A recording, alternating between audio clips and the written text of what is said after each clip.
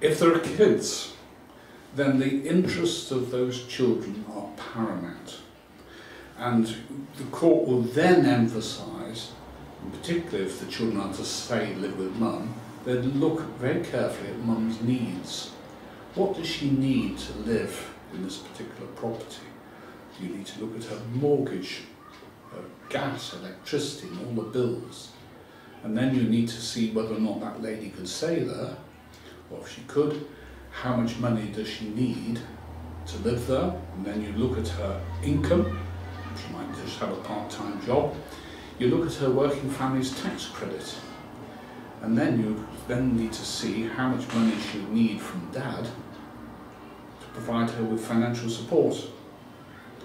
And obviously he would pay maintenance for the kids, but the question is whether or not he pays maintenance to the wife as well.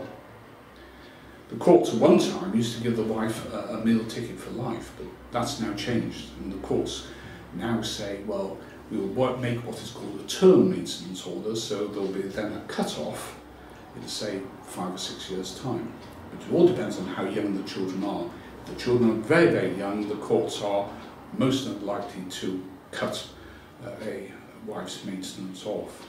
There are some courts, in particular the Principal Registry in London, are most unlikely to cut off the wife's financial claim whilst there are young dependent children. Upon remarriage, the wife's maintenance for herself stops. So the court order will say that the husband pays X pounds per month until remarriage or further order. Now, if the wife starts to live with someone, the court automatically won't cut off the maintenance.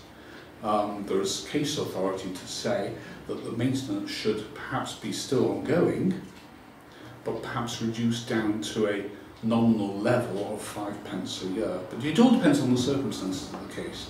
If the wife is marrying or starting to live with someone who is very, very wealthy, then it is more than likely that her maintenance claim will be cut off if she starts to live with someone. If your partner, or say your wife, has then remarried and you're paying her maintenance, you don't really need to go back and see a lawyer. You just write her a nice letter saying, you've remarried, wish you all the best, and I'm stopping paying maintenance.